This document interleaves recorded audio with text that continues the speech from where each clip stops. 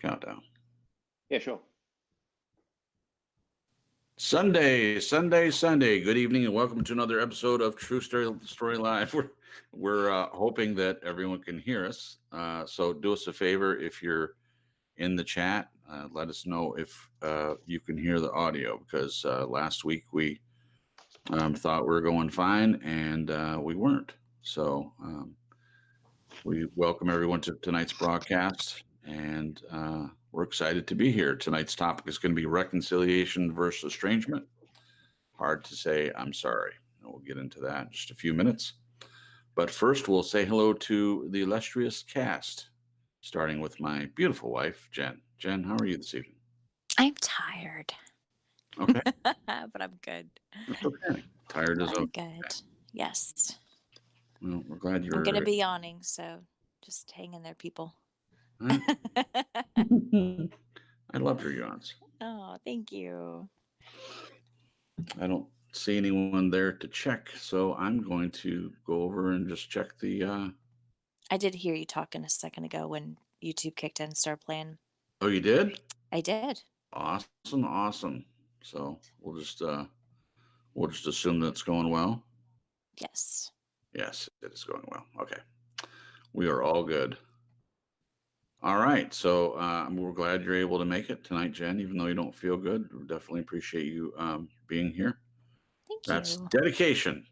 Dedication. Yes. Love it. I'm fully expecting you and Glenn to cheer me up and help me be energized. And their write-up as well, although I know this write-up has some heavy parts.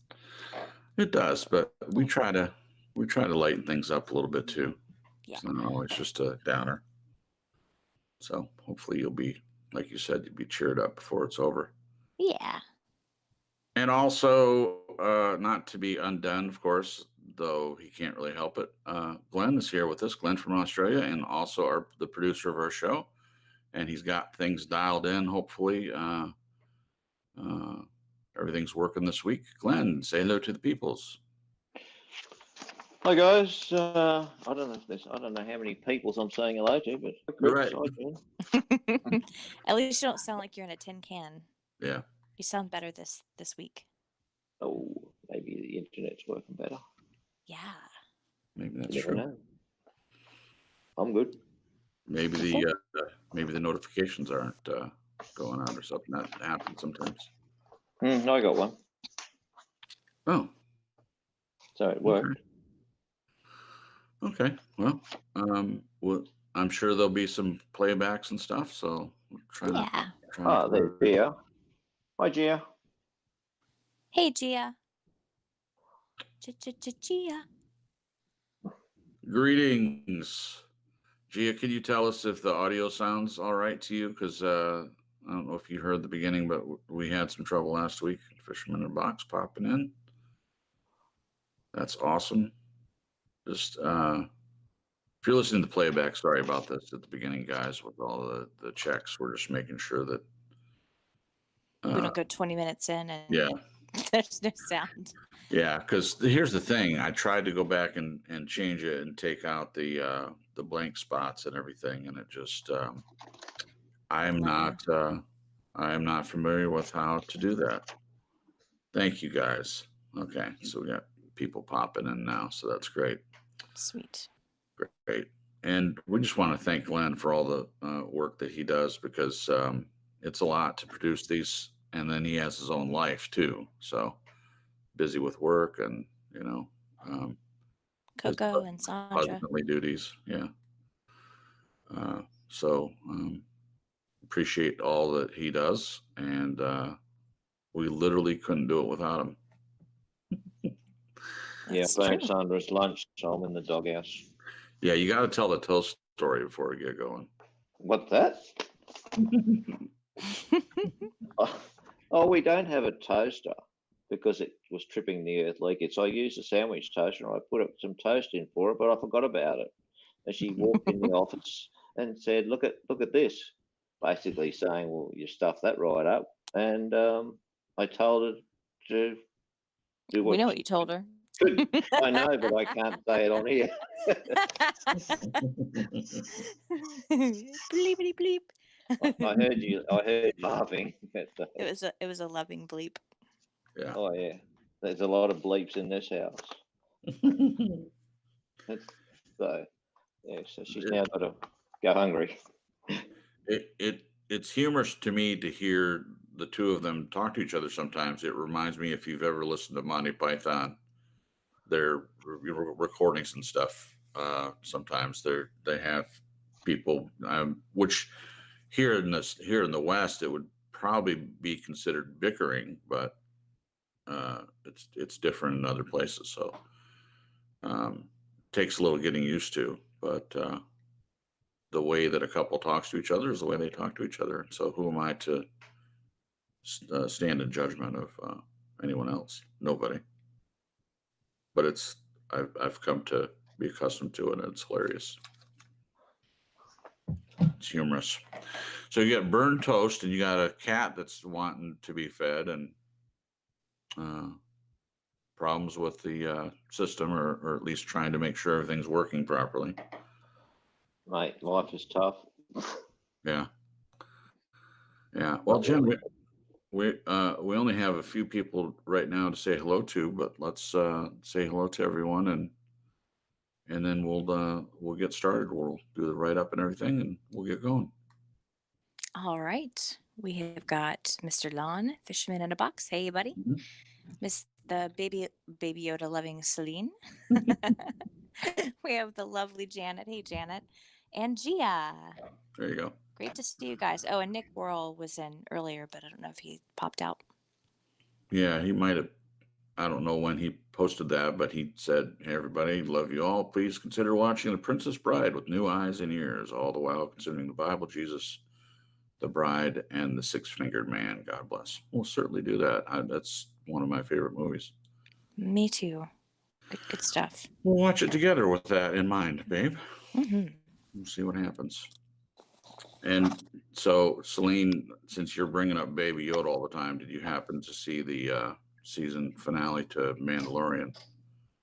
Wonder if you watched that or not. It's pretty good. So, talk amongst yourselves. All right, I was waiting a little while to see. Oh, Switch just popped in. Oh, he says, "Shh, I'm here. Very quiet." Okay. You want us to be quiet, or you're saying you're going to be quiet? I think he's saying he's very quiet. All right. All right, we're going to dive in so that people listening to playback, they're not just hearing us wait around.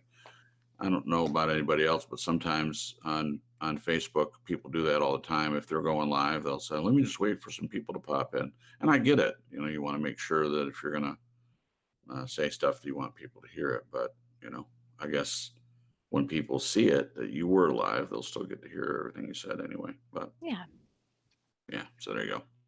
Okay, tonight's topic is, it's a very, very, as Jen said, weighty topic, but it's reconciliation versus estrangement. Hard to say I'm sorry. And this is welcome to TSL and the final in this series, a more philosophical approach tonight for such an important topic. It is my hope that it will evoke thought and reflection in you. Check out Title Song by Peter Cetera, ex-Chicago, and the link is in the description. Give it a listen when you get a chance. It's one of my favorite songs too, believe it or not. When to advance, when to retreat, when to hold ground, when to walk away, when to say yes, say no, when and if to say I'm sorry are questions we've all asked ourselves at some point. In this series, we have spoken about how our perceived worth as an individual influences our view of the world, our opinions, judgments, connections, and responses and reactions. Have we ever considered that our view of self may influence how we deal with estrangement and subsequent attitudes towards reconciliation?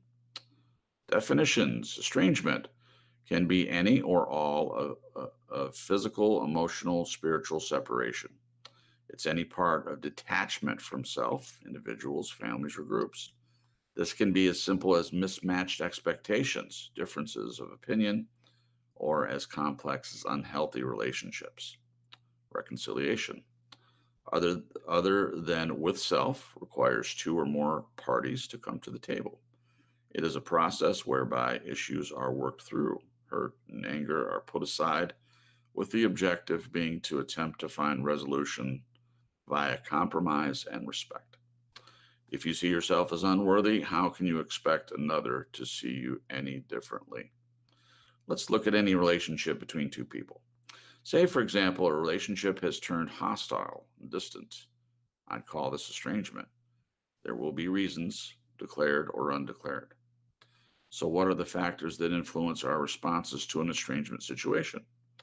Are background factors like parental upbringing, influence of role models, peer groups, etc., relevant? When one is brought to account or challenged, does our self worth play any part in how we react to estrangement? Dictate defensive reactions such as anger, judgment, and condemnation? A place of estrangement can be a total mystery. How did this happen? Why did this happen? What did I do? What did they do? How am I going to fix this? Do I want to fix this? Think of it this way: estrangement is reaction, reconciliation is action. Estrangement begins with what they did, not with what I did. The first step to action is not rocket science, as the quote says. If there is to be reconciliation, first there must be truth. Timothy B. Tyson. This is where the hard yards begin. As implied earlier, how can one expect to reconcile with another if one is unable or unwilling to be truthful to self? We've mentioned before that one's strength is defined by one's vulnerability. With acknowledgement of truth, the realization may well be what has gone before is no longer relevant to one's present or future. Why? Because with truth comes change. Truth is the revelation that enables us to reconcile through authenticity rather than fear of loss. So you're estranged from another person and the light bulb is on. What are your options? How do you handle such a situation? What do you ask of the other party? What do you ask of yourself? Remember, putting down another person or their opinion does not enhance your position. It's also not about Hollywood endings, walkings on the beach into the sunset. It's far more pragmatic. The real world is about self-respect, dignity from one's place of truth, even if that means an agreement to try to find compromise or part ways respectfully and move on. There are decisions we've all had to make and will continue to make. Are we able to make objective calls without a sense of personal value? I don't think so, but that is only one person's opinion. It's a good thing each of us sees the world differently, otherwise it would not be very exciting at all. I smile to myself when thinking of the reactions to the next bit, but hey, cut me some slack, please. LOL. Maybe the true excitement is coming to terms with who you really are, feeling peace and contentment with your place in the world, and then sharing it with all others. Sharing it all with others, sorry. I like to think that regardless of who believes what, no matter the provocation, the personal insult, there's always a standard to be upheld in the way we respond to others. Thanks for watching and listening. Thank you, Audio Machine, for your assistance with the write-up. Your turn is coming. And a link to that is also in the description, so give that a listen when you get a chance. Thank you so much. And thank you again, Glenn, for the fourth show in a series. We took a kind of a part 2 last week and did the spiritual side, coming from Jen and myself. And so this will be the last one that Glenn will have to be responsible for a while. And then the next 4 broadcasts will be done, probably a combination between Jen and myself. Topics will be mentioned soon. I said that I was going to mention something to Jen about it, and I didn't do that. So we will talk about it and come up with what the next block of shows are going to be about, and that'll be helpful. And we'll get back to you guys on that. So it'll be a surprise, at least for next week. Well, Yeah. For you, if you're listening, it'll be a surprise for you. And for Glenn. Yeah. No, we try to keep Glenn in the loop. All right, a couple more people jumped in, I think. Well, at least one, Annette. So we say hello to you, Annette. I hope you're doing well. Hey, Annette. And thank you so much for your prayers, Annette. I did get your message, and we're praying for your mom. Been kind of down and out today, so I didn't get to respond to you. Yeah, we'll be praying for Annette and anyone else that hears this. Pray for Annette's mom as well. I don't know all the details, but I don't need to. And More Than a Flame popped in as well. So good to see you as well, sir. All right. So without further ado, we'll get into this topic as soon as I move this out of the way. There we go. All right. All right. So we will go to the first question that I see, and it is, have we ever considered that our view of self may influence how we deal with estrangement and subsequent attitudes toward reconciliation? And I will dive into this one first. Have we ever considered that our view of self may influence how we deal with estrangement and subsequent attitudes toward reconciliation?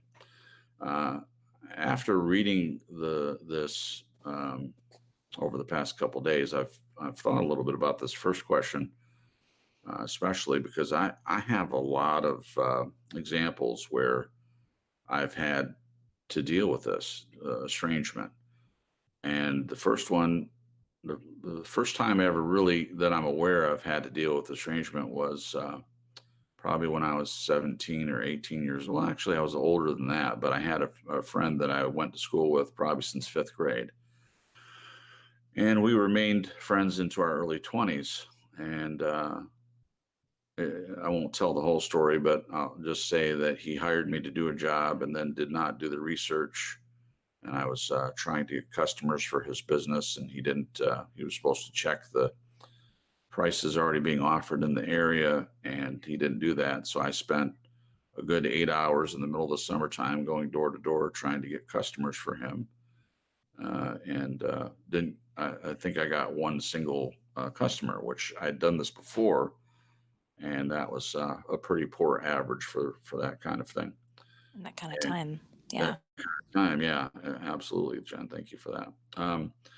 And he decided that not only was he going to not use me to get customers for him again when it had worked out several times before, but I was upset and I was very angry. And I told him that I didn't appreciate when I asked the question, did you even do the research to find out? And he said, no. I said, well, the price you're offering is like $3 more than what these big companies are doing the same job for. So it would make no sense to offer a service that charges more money than a company that's been doing it for years. And Yeah. that's why I didn't get customers. But anyway, he blamed me for it and decided that not only was our professional relationship severed, but he didn't want to be friends anymore.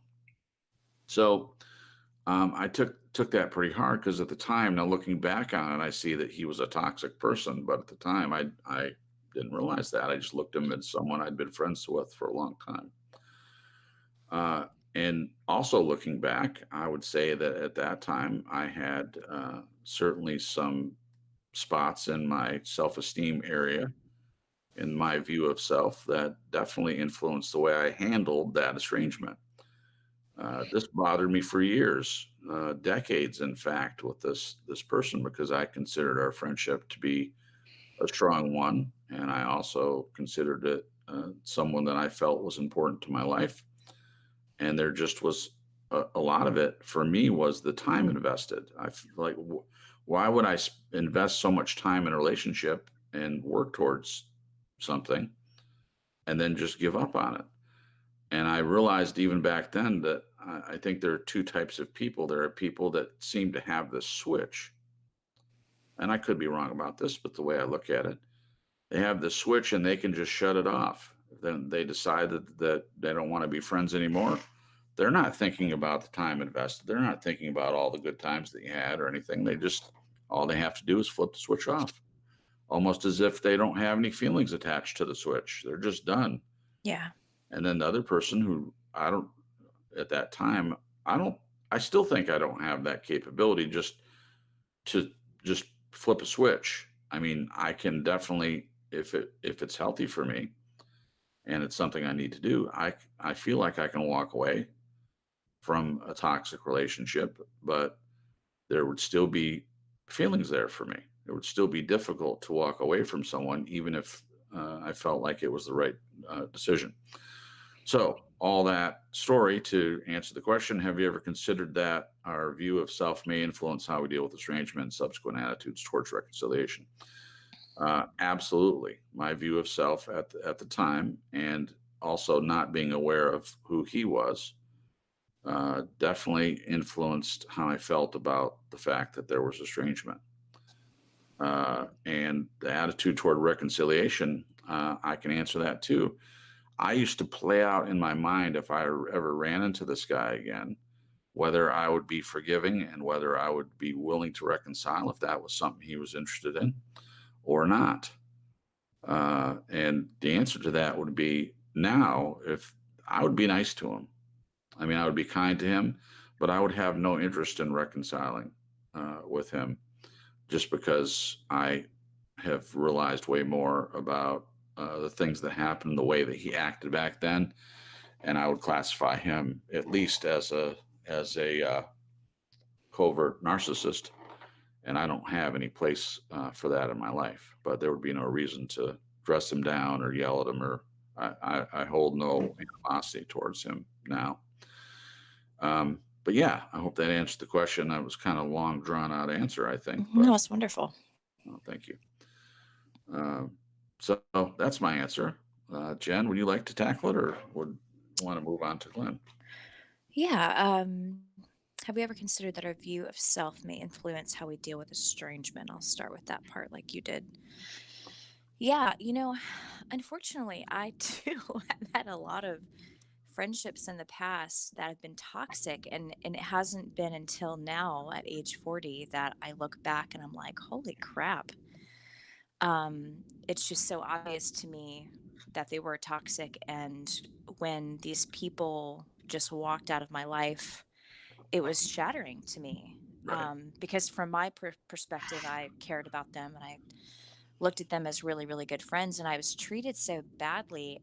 But I cared more about them than I did myself. And that kind of ties into a lot of the stuff we talked about last week.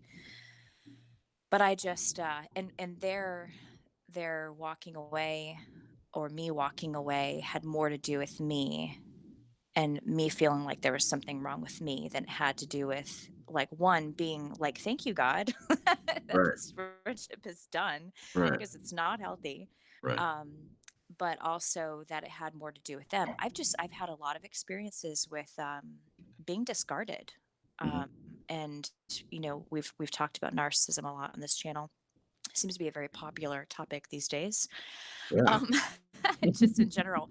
But I Sure. think there's a lot of education coming out about it. I think there's a lot of misconceptions about narcissism and manipulative people and toxic people. But the more you get educated, the more you start to realize and look back. Hindsight being 2020, and you're like, wow. But I mean, even now, I'm having a hard time not crying because it really hits such a tuning fork in my heart that that younger person in me can still feel Yeah. that that pain Hmm. um, of just being discarded. I'll tell a quick story. Hopefully, it'll Okay. be faster than yours. But when I was 13, I fell off a horse. I was horseback riding, and I didn't put the saddle on correctly. And the saddle, if anybody knows anything about horses, Glenn, the horse will stick out their stomach, and you need to walk them around and cinch the saddle tighter. And I didn't know enough. I grew up with cousins that had horses, but I was never taught that particular piece of information. And so when my friend and I were trying to get this horse who had gotten out of its pen back into its pen because it got out to eat grass in the field next to it because her owner wasn't taking care of it and she was pretty much living in mud and her own crap. So we went and got in the saddle to bring her back because we tried using the bridle to get her back and she would not leave. And so we ended up deciding to ride her in this field before we rode her back to the house. And while I was riding, the saddle flipped under her belly. the horse's belly, and I fell, and it was a pretty big horse. I don't remember how many hands, but I landed on my elbow, and it hyperextended, dislocated, and shattered. Wow. And at the time, I was wearing one of my quote unquote best friend's turtleneck and the sweatshirt that her mother had given her, and her parents were divorced, and she was really close to her mom. And the EMTs, when the ambulance came, like I had to pull my arm back around, and I could tell the bones were just shattered. I could feel them, rubbing together and stuff, not to make everybody cringe. Mwahaha. Um, but when I walked home and the EMTs came, the ambulance came, they had to cut my friend's sweatshirt and turtleneck to get to my arm. And she, I went to like a hospital an hour away and had emergency surgery. And the whole time, from my perspective, I was devastated that they had ruined my friend's shirt. And I'm Yeah. from the memory, I'm guessing that I knew that she was going to be upset. And I was more concerned about that than I was even about my own arm. And she didn't call me at the hospital. She didn't come visit. And when I got back into school, she had one of her mean girlfriends come up to me and demand that I pay her back for the sweatshirt and the turtleneck. And I remember just being in tears, and I begged my mom that we could go out to the store and get her something to repay her for this shirt and this turtleneck. And I ended up getting her a pair of shorts, and she just wasn't my friend after that. And that just kind of was the beginning of a trail of friendships where there was a lot of taking on their part and a lot of giving on my part, Right. and just being treated really badly, and not having the autonomy or the self-esteem to put my foot down and say, hey, I need to be treated better. So I've had estrangement happen in different friendships, and I do think our view of self influences how we deal with it. Yeah. For me, it was devastating, and just I was looking at myself as like I had done something wrong, and I was this horrible friend. Yeah. But now I can look back at it and be like, no, Yeah. um, my view was a little warped, and they were a little toxic, and Yeah. so subsequent attitudes toward reconciliation. What does Glenn mean by that? Uh, Um, I think he means that if the first part is true, the view of self influenced, estrangement is influenced by the way you view yourself, then it would also be, would that be true then about towards reconciliation? But yes. he can Yeah. answer if I'm wrong. Yeah. There's been times I've tried to reconcile with people that weren't healthy for me. Right. So changing my view of self in my growth and healing through different things has definitely helped me decipher on whether or not it's healthy for me to reconcile with someone or not, or Right. whether it's a blessing from God that these people are no longer in my life, and to walk away. Again, like you had said, not wish them any ill will. Like even my ex, you and I pray for my Yeah. ex. Yeah. Um, my heart still breaks for the broken parts of him, and all the reasons behind why he treated me the way he did. Right. Now I'm not going to reconcile with him, Thank and God. I don't wish him ill will. But yeah, there's definitely no contact there. So Yeah. Well, thanks for that, Jen. You yeah, actually have quite a few stories in this particular area. yes, I Uh, do. I've got a whole library. I yeah. was like, Well, which one should I pick? that's a good one though, and it's hard for me to listen to that, knowing you and thinking about the smaller version of you having a mean girlfriend come up to you, and not only did you already go through your arm being broken and the It was traumatic. It was really, clothing, yes, the clothing being cut, and then going to your mom and begging her to buy the sweater again or buy something for this horrible person who's more concerned about an article of clothing than yeah. she is about your arm or you being injured and everything they had to go through for that. And it didn't even occur to me. It did not even occur to me for years that what you just said, that she Yeah, cared more about an article of clothing than she did about my physical being, exactly. which is horrible, absolutely horrific. Well, And who would want to be friends with that, you right. know? And between the Uh, two, I would say yours is just my opinion. Your story's worse. I didn't break anything, but it's the same thing in the story I told, that a person, even thinking that your business is more important than a friendship you've had with someone since the fifth grade. So for some 12, 13 years that you just throw it away because of a business deal rather than, something else. So I think in both stories, there's the element of that where the person is showing you who they are. And as we have discussed, Mm-hmm. if a person shows you who they are, believe them. Yep. Or they tell you. I think it's they Yeah. tell you, but showing is the same to me. Is Whether even they, yeah, more. Yeah. Because people can say all kinds of stuff, but their actions speak louder. they sure can. And I was always not listening to what people were showing me they were. I've always been positive and, wanting to see the best in people to the point where I think I was like, okay, this horrible thing that they're doing isn't who they really are. They're really a Right. good person, but they're just doing something bad. Well, it's Um, interesting that you say that because I did the similar thing. I would always see the good in people and not the bad, and I would have my mother tell me. She'd say, "It's a good thing that you try to see the good in people, but you're not seeing the bad. You're overlooking the bad for the good." And from a child's perspective, that's like, what are you talking about? I mean, yeah, there may be some bad things, but look at all this good.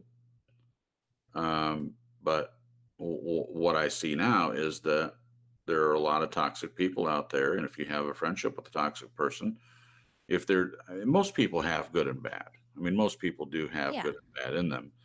But if the bad is outweighing the good and it's affecting you in a negative way like that, then I think there has to be a decision made as to whether you're going to continue in a relationship with that person, and you have to decide that from a healthy place. yeah, So the way that you view yourself, in my opinion, definitely would influence both of these things, both estrangement and whether you even bother to reconcile with someone or not based on yeah. that. And there's been times I'll get these urges to reconcile, and then I have to remind myself, okay, what did this person show me about Mhm. themselves time and time again? Yep. Like, and what happened? And, my friend Eliza, Mhm. I've talked to you about. Yep. It's just like, That was let the it one I was go, let right. it go. Yeah. So I'm Mr. Glenn. What's your answer, bud? Yes.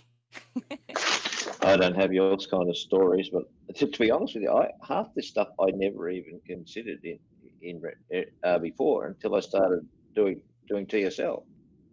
Huh? Because when to Huh. think about how you're going to write shows, you have to start to do a lot of reflection because that's what makes up the core of how you're going to approach it. Right. Because Yeah, you've got personal experience that when I reflect, I just think it was automatic as I changed, my attitude changed. Right. yeah, And I've never given it consideration. So, Hmm. yeah, but I can see that perhaps we should be giving it more because it or helps you then looks. to know how you're gonna deal with the future. Right. I think Gia said, like it's basically if you stuff something up, you don't want to repeat it.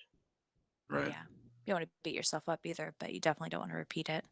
Yeah. And sometimes Yeah, it takes a couple repetitions to get it. Yeah. I've been there. a couple, Jen. How about Huh? 100? How about 100? We'll respond to a couple of comments in the chat before we move on to the next question. When I was telling my story, Janet says, "Yep, Jason, I think they are more self-absorbed and interested in their own success above all else, for sure." And then Gia says, "The more we put ourselves first, it's higher the reaction to estrangement. Self-preservation will kick in high gear." That's a great one. She also says, "Always strive for reconciliation. Your psyche and spirit will thank you." I would agree with that. That's good. And then Annette Sandrock says, "Me too, Jen. My first experience with being discarded was in the seventh grade." Yeah, Wow. I'm comment on that. A lot of the stuff you can find when you do look at it and you go back, for a lot of us, it's been happening for a long time, and only you can put an end to it. You know that you can't make someone not estranged from you, but you can definitely choose better people to be involved with. Yeah. And self-worth is a big deal because it wasn't until I found mine Mhm. with God's help and with the help of these two awesome gentlemen, Aw. that I got to a point where I would never allow someone to treat me that way. Like, I look at the younger version of me and how I allowed friends to treat me. Mhm. And I've got like, I've got a lot of stories. And I can laugh at them now, but I look back and my heart just aches for that little girl that just had no self esteem, Yeah. and no self worth to put her foot down and say, no, you will not treat me this way. Right. And we are no longer friends. Right. Bye. Bye. Bye-bye. Or like Kendra at my work, she says, bye, girl. Bye, girl. So funny. Janet agrees with you. She said, Jen, I too get hit hard when people give up on relationships so easy. I'm the type who will talk it to death till it works. LOL. And when others do not think I am worth the effort, it burns. I Yeah. would agree with that. She also says, I wish I would have known back then that some of the problem was them and not always me. Now I can see many were toxic, as you have said. Yeah. Yeah, hindsight is always 2020, and unfortunately, sometimes we can't see when it's happening. But I Yeah. think that does change as our You self-esteem get older. and you get experience. Yes. And it stinks because I wish someone would have sat me down as a kid and talked to me about toxic people. Yeah. There's not really any education Mhm. about this and what it looks like and what the red flags are and Right. the different ways people can be manipulative and toxic and takers and Yeah. abusers. It's just, yeah. So a lot of people, most people end up having to go through being in friendships or relationships and getting burned Mhm. in order to get on the other side of it and pull it apart and look at it and educate themselves. And okay, Yeah. now I know what to look for. Yeah. Where was As we this 20 years ago? Right, exactly. I mean, we had dinner with some friends, my godfather and his wife last night. It was wonderful. Jen and I went over there for dinner and it was great. And we're talking about a different subject, but it's related to this. And they're saying that there's no training for this in school or anything else. And school trains you for a lot of different things, but not in relationships. Doesn't teach you the difference between healthy and toxic relationships. And I'm not saying it's their job, but somebody should be teaching this. Someone Yeah. should be talking to children as they're growing about this, about Yeah. different relationships. Switch says people pleasing gets you nowhere, just used and abused. I'd agree with that. That's for sure. Yep. He said, give an inch and they take a mile. Mhm. Sometimes take 5 miles. LOL. Yeah. Oh, yeah. That would be with Jen, the old Jen. Bill,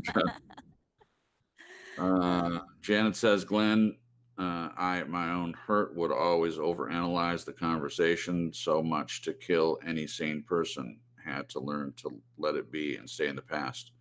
I think we've all done that to a certain extent. With certain people, like wanna reconcile and want to talk it to death and want to talk about it. Let's work this out. I mean, that's my natural inclination is to do that. Yeah. Let's discuss this. Let's talk about it, not just like shut down. Yeah.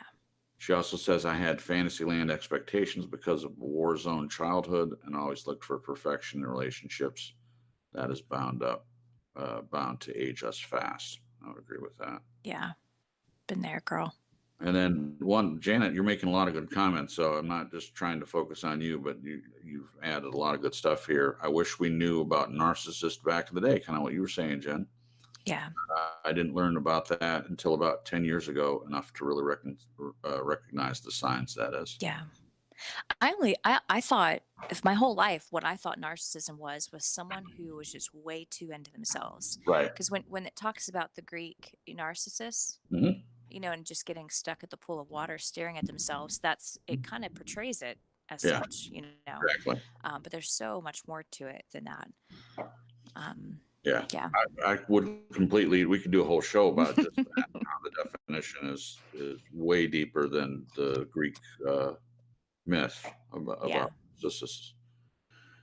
Janet says, after all, we don't have education about relationships in school. Wow, Jason and Glenn, I just wrote this and then you mentioned the same.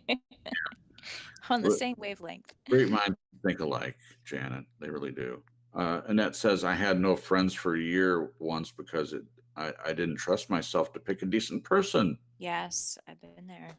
Wow. I mean, I'm not wowing that happened, Annette. I'm wowing that how right on you are about that, the way that Yeah. what do they call that? Like people have said this before, like your picker's broken. Pickers like that. It's like, oh no. Uh, Okay, well, we got a lot on that first question. We're going to try not to spend like 20 minutes on each question or anything, but that was a good one. Just wonderful write up, Glenn. Okay, next question. If you see yourself as unworthy, how can you expect another to see you any differently? If you see yourself as unworthy, how can you expect another to see you any differently? This makes me think of when people target others to treat them badly, they're looking for people where they can see Mhm, that you don't see any worth in yourself. mhm. It's like a beacon of light to them and they gravitate toward it. Yep. Because it's like if you can treat yourself bad and if you can see yourself as unworthy and a piece of crap or whatever, Mhm. then why would you stand up for yourself if somebody else is treating you that way, if you treat yourself that way? And it's like they can see that. Yeah. It's very interesting. Why indeed? That's a good point. That's a great Um, question, Glenn. it's often like in movies the way they represent certain vampires where they can hear your heartbeat and some of them can even see the blood going through your veins and of course Yeah. they want the blood, right? Well, it's similar to a narcissist. Some of them, not all of them I'm sure, but a lot of them, they seem to have a second sight when it comes Yeah. to, as you were saying, Jen, seeing someone that's vulnerable to their advances, and Yeah. also they see the supply that they can get. It's a really good analogy. I'm sorry, I didn't mean to gross you out, Jen, but it's a great analogy because it's similar to the way that a narcissist can see that in you, see that feeling of unworthiness, or see that you'll bow to their will and do that you're a people pleaser and will do exactly what they want you to do, Yeah. and then they draw energy from that. They Hmm. literally are emotional vampires. That's another word for a narcissist. They can suck all the life right out of you and leave you not much more than a empty husk. Yeah. And I forget the term for it. I just recently found this, and it's like toxic people, especially narcissists, they're, gosh, what is it called? It's something like they have a type of it's not empathy. It's not them feeling. They can sense your emotions, they can see it. They can read you. They can read emotions, but Yeah. it's not to feel your pain or to No. connect with you or to open up to you. It's to use you. Well, To it's a use the negative thing, yeah. emotional intelligence. It's emotional Emotion, intelligence. there it is. Emotional intelligence. Yeah. Yes. Yes. Yeah. And that's interesting because I had never thought about that people could, and of course they can, not like in a hokey pokey way. Right. Right. But just the intelligence behind it. I mean, Yeah. that's how they can choose victims because they can Yeah. sense it. I would even say some of them aren't even aware that they're seeing it. They get a feeling, you know, Yeah. feeling to them. It's like they feel attracted to someone. And if they're not even aware they're a narcissist, they're just acting on compulsion. They just sense something and they go after it. And I think they test people too.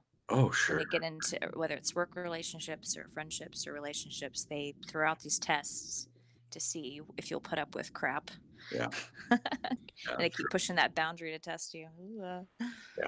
So for me, I would completely agree with everything Jen just said. If you see yourself as unworthy, how can you expect another to see you any differently?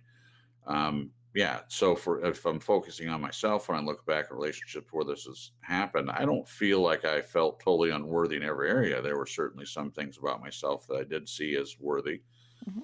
Um, but I mean, if I'm trying to be honest, which I always am, trying to be honest to myself and to others, I would say that I would have to agree with that. That if I see myself as not worthy of a relationship, then how can I expect another person to see me as worthy if I don't feel like I'm worthy?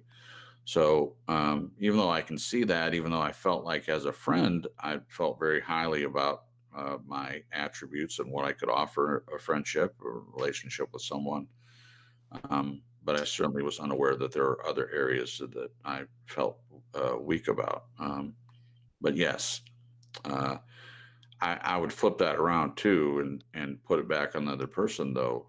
Even if I'm feeling unworthy, if they're if they're just looking at me as not worth anything. I mean, what kind of relationships are they looking for? Yeah. Are they just looking to use someone else? Because this can, like we're talking about, to a narcissist, this could be very this could be a treasure for someone if they're seeing that someone's unworthy, but Yeah. it's still going to affect how they treat you either way.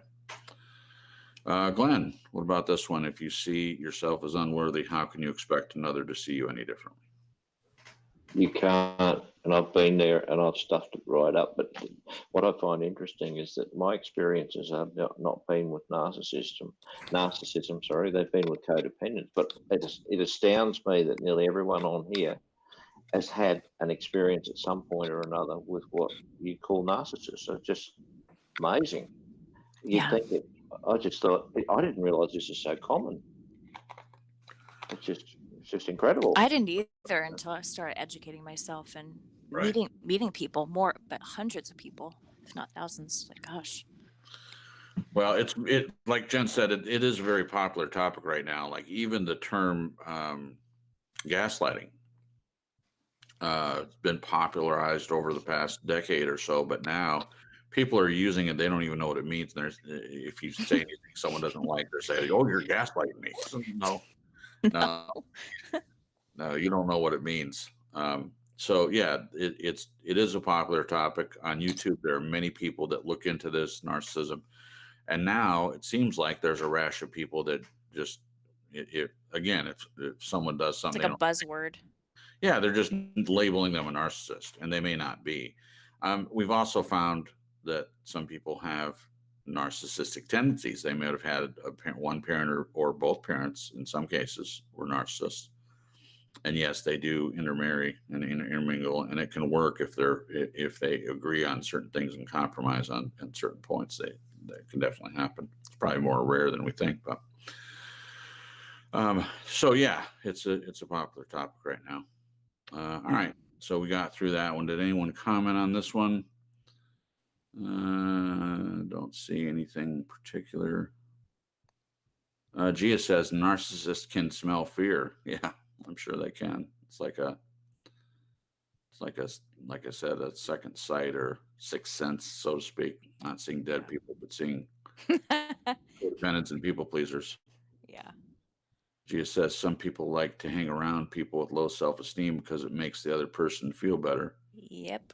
If you play the victim, you can get a crowd. LOL. Oh, yeah, I agree with that. Janet says, what has helped me so much is to learn to stay cool and calm in front of a narc. It seems to rob him of the fuel he desires. It's a bummer to him, and he lessens the attack. Yeah, with all these Gray rockin'. we could have a whole show about narcissism. I don't think we've ever done one on that. Should. Yeah. Let's talk about that, Jen. That could be our next topic, since there's seems to be a popular topic right now out there.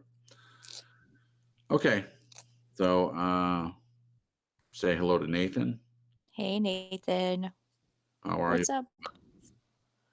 Hey guys, can't stay too much to get done for Christmas. I'll download tomorrow. Okay. Thanks, Nathan. Thanks for at least saying hello. That's awesome. Okay, everyone answered this question, I think. Next question. So what are the factors that influence our responses to an estrangement situation? Are background factors like parental upbringing, influence of role models, peer groups, etc. relevant? I'll answer this one first. The factors that influence, yeah, I would say that all those things, because they're part of who we are, parental upbringing, how much we're influenced by role models. To me, I was influenced in some areas and not others. Like when I was younger, if kids wanted to go break windows or cause mischief, I didn't have anything to do with that. That was not my particular area of rebellion, and I didn't even really rebel until after I turned 18. I was rebelling for good reason against my parents. So some of that upbringing, a lot of guilting and shaming and things like that, I decided I didn't want to have any part of that. So what are the factors that influence our responses to estrangement? All of those things. In the story that I told, like I said, I think all of those things, part of my mother in particular, my dad too, in some ways. My mom didn't like any of my friends. I can't think of any friend until later in life. She said she liked Marcus, which is one of my oldest friends. Said she liked certain things about him, didn't like everything about him, but all my other friends, though, she had something negative to say about him. And when she did that, I tended to want to cling to them. I had another friend that my dad, he would weigh in from time to time. He called him Driftwood, was his name for him. Every time I said, I'm going to hang out with, Oh my gosh, that's horrible. God, that's funny, Crips. yeah, Driftwood. he called him Driftwood. And he's actually someone that visits the show from time to time. So I don't see him yet tonight. If I did, he would remember that. He knew that your dad called him that? I told him, yeah, I was like, my dad called you Driftwood. He thought it was funny. He didn't care. That's good. Yeah, he didn't mind. Is this John? Yeah. Yeah. Yeah. Yep. John Don's. Yep. Driftwood. So yeah, all those things do affect the estrangement situation. It affects how you deal with it. I remember, and this was someone I dated for a very short period of time, and I got dumped. And I went to my dad. I went to my mom first, and she said, "Go talk to your dad." And now, for the life of me, I cannot think why she thought that was a good idea. Good idea for me to go talk to him. No. And I remember he was watching the Tonight Show. My dad loved TV, and he didn't want to deal with anything that I had, certainly to bring to his attention. And I have lots of stories about that. But in this particular instance, he said, and I started crying. I went and talked to him, and I was probably 16 years old, and I didn't make a habit of crying in front of my dad, but I was very emotional. It doesn't feel good to get dumped, and especially with someone that was considered a popular girl at the time. And I was very hurt by it. And I was also hurt because this person was saying that God told her that she needed to drop everything in her life and just be close to him and all that. So that was her excuse. Of course, found out later that she's wearing the jacket of one of my other friends to school. So it wasn't God that told her that she needed to drop everything. It was like she had another love interest and stuff. So, but anyway, that's not the point. The point is, I'm crying in front of my dad. He says, "Why are you crying? Just get over it. Like you'll probably be hurt. You were hurt tonight. You'll be hurt again. Just pull yourself together." So I did not. I did not get what I needed at that time from my dad. I'm laughing. Why are you laughing? I'm like, that's not funny. No, I'm laughing because John Don actually was here, and he said Val was accurate at the time. John. Oh man. Oh, that's funny. Good to see you, John. I'm glad you're here to have heard that. Hope you don't mind me telling old stories about. Like I said, I'm open, so you can tell stories about me too if you need to get me back. Switch said he drifted on in. Switch. But Yeah. Now, why are people saying that I may be lonely tonight? Did I say this? Janet said Jason may be lonely tonight. What did I say? Something that would make me be lonely? No, he won't. I'm here. Yeah. Did I say something that offended you? That people think might offend you? Maybe. I don't know. I have no idea if I did. I have no idea. I didn't catch it. Let me know, people. What was it? Yeah, what was it? Yeah. Talk about estrangement and try to cause some estrangement between my wife and myself. Not gonna happen. So I wasn't sure if you were done. I didn't want to. I'm done, I babe. didn't want to I'm cut done. in. Okay. No, you're good. So yeah, I was gonna say, I learned codependent stuff from my mom. And so what I look back and see is just chasing after, if there was estrangement with some of these toxic friendships, I would chase after them. And it was learned through my mom to do that. It's almost like, chasing after them. Well, let me prove to you I'm worthy of staying friends with you, or you staying friends with Right. me, when I should have just been like, see ya. Yeah, wouldn't want to be ya. Right. So that's my answer. Okay. Thank you, Jen. You're welcome. You're up, Glenn. What are the factors that influence our response to estrangement situation? Our background factors like parental upbringing, influence of role models, peer groups, etc. relevant. I think they're all relevant, but for me, oh crikeys, it was my parents. Oh my goodness, my grandmother was a rescuer. My mother was a Oh, rescuer. And hey, yes. what do you think I did? I found someone to rescue and stuff up my first marriage. It Yeah. blew up in my face, and I didn't even realize that I was at least 50% responsible. I had to go do therapy to find that out. When the penny dropped, I thought, oh crap. Yeah. I have stuffed this right up, right up. Right. So absolutely huge influence. It just, and you don't even realize it. It's just No, you don't. so Mm. subtle, Yeah. and you just automatically behave like they did, and don't even think twice Yeah, about it. You don't even think there's another way to be. It's like you don't. exactly. Yeah. Wow. Jeez. Right? Hit the nail on the head, Glenn. Good grief. Wow. Isn't it interesting the things you can learn by just watching your parents or your family? It's not even verbally communicated. Like, hey, your parents sit you down and, all right, Glenn, you're going to be a rescuer. This is how you do it. Here's step 1 and 2 and 10. It's just by watching them do it, you learn it. You think it's normal and the thing to do. Yeah. It's crazy to me. And Thank you, Jen, Glenn. when you look back, don't you think, oh my goodness, how could I have done that? Yeah, You can't even believe you did it, but Right. no, you didn't know any better. it's shocking. It's literally shocking. Yeah. Like jumping into the Arctic waters of Ooh. Alaska. Shocking. Wow. That's good. That's Like, good. oh my lord. So Jen, do you think, and Chris, do you think you can break out of that mold yourself, or do you think it, in normal general terms, that you really need help to do so? That's a great question. Go ahead, Jen. I was going to say yes. And what we talked about last week is a huge, huge, huge part of it is self worth. Hmm. It's like if you don't see your worth, then why would you look at how you're being treated? Why would Mm. you change like what you're receiving as treatment? Why Yeah. would you change your friends? Why would you change a relationship you're in that's destroying you? Mm. Um, it's you being able to see not just your self-worth, but the person in you that is hurting because you're being treated so badly by Wow. yourself and other people. I had no idea when I got out of my marriage.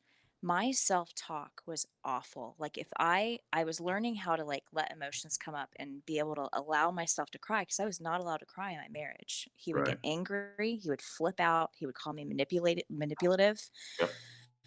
So when I started learning how to let all that stuff come up, the inner talk in my head, like the way I would talk to myself, some of the things I share with Jason, he was like, "You were so mean to yourself. Like, Hmm. would you say this to a little girl if she was sitting in front of you, or would you say this to a friend or someone you Right. loved?" Right. And I was like, "No." So I've had to work on my self talk, and that plays into that too. So It's interesting that there are tiers when you're in recovery. There are tiers. You first realize that there's a problem, then you realize what people affected you and caused that problem, who not to hang around with, and then you have to deal with the way that you treat yourself because of all of it, like you're yeah. saying. So there's several tiers to it. Sometimes it takes longer for some than others. Oh, tears. I thought you were talking about like crying tears. I was like, what is he talking Yeah, about? yeah, Tears. tiers, levels. Levels. Gotcha. Yeah. Sorry. Mhm. No, it's fine. Gia says estrangement reaction exposes our vulnerabilities. How true. The more we care, the more we talk about it. Some people find that endearing. Some people find it exhausting. Wow, that's very true. Yeah. That's great. Great. Crips, can I just add one thing, please, if you don't Please. mind? Yeah. Just, No. I just recalled, just while you were speaking, that as I said, I stuffed this first marriage right up. I'm not saying I was 100% responsible, but certainly 50%. And I remember years later, I sat down with my kids when they're probably in their late 20s, and I said, look, I just want to say something to you, and that's that I want you to try to understand that the relationship breakup and between your mum and myself, was not one person's fault. I said, I've got to put my hand up and take responsibility for stuff that I did to her, and I didn't even realize that I was doing it. So I just want you to know that, that I think it's important that you do know it, that breakups, etc. Really, it's not just one person at fault, and Right. it can be just one person. Absolutely. Everyone Yeah. contributes. And that, yeah. And that's one of the hardest things. It was a great That's response huge. from them. They really sort of, you could feel they were really attentive, and I think it was very beneficial to have done it. Yeah. Oh yeah. Yeah. I mean, you could have easily blamed your ex 100% and Mhm. said that in front of them, Yeah. but you taught them something about growth. Yeah. That it takes two in a sense, and even though it's like we all make choices to stay, to leave, to treat somebody bad. It's all choices. Yeah. I think that's another great reason why you never put your ex-partner in front of your children, because it can come back to bite you big time. Right. Yeah. Yeah. So yeah. Janet says, what if people who saw trouble ahead for us were brave enough to warn us? People are afraid to confront people, so we suffer all the more when blind to our faults. Yeah, it's very true, Janet. And sometimes, even if someone does point it out, if they're brave enough to say anything, sometimes it's not even bravery. It's just people are controlling. And in my case, that's what I felt like. Like the example, my mother telling me, you only see the good in people and not the bad. She just was all up in my business about who my friends were. And maybe she did see some things that I wasn't able to see. Of course she would. She's an adult. But then sometimes there were things that she saw, like if someone smoked cigarettes, like that would be a reason for me not to hang around them.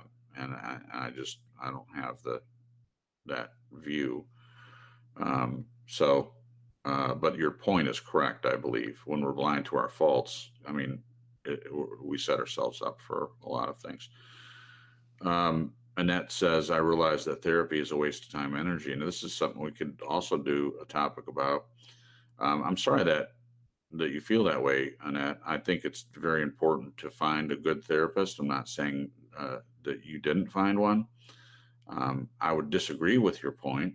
If you do find a good therapist, then it can be worth the energy. But there are bad ones out there. There are bad ones out there. And I'll give you a quick example. My mother, when she realized that she was codependent and she started going to Codependence No More meetings and reading books and stuff, she did try at first to save her marriage. And we went to a counselor as a family. And my dad just sat there and he acted like he was interested, and he pretended like he was there for the family, and he totally snowed the therapist. I mean, he totally just his body language and the way he answered questions, and he leaned forward like he was really interested. It was something that was just amazing to go back and think about. And my mom was furious because it even worked on us. The therapist turned to us as children and said, who do you think caused the most problems, or who's the most aggressive in the family, your mom or your dad? And of course, my answer was my mom, because what I didn't realize back then was that my dad would make comments, but my mother was the one to deal with a lot of this stuff and have quote unquote conversations with us, more me than my sister, because she was a perfect child, of course. So I pointed the finger at my mom. And my mom was furious, and she actually left and never went back to that therapist again, and rightly so. If if the therapist is not good enough to see behind the mask of someone that's pretending to be all this stuff, when he was her counselor, my mother's counselor, one-on-one counseling, and I'm sure she told stories and stuff. And so when he was brought in, the therapist should have taken everything that was said before and gauged his reaction to my dad based on the information he had already, and taken consideration that my dad was acting, and he totally did it. So, Annette, I don't know if that's your situation, but I know that a lot of times the therapist can think that wrongly, think that you're the one that's causing all the problems, and think that your spouse is awesome. Like I said, I don't know if that's what happened, but I hope that you would consider doing that in the future. I think it can be very helpful.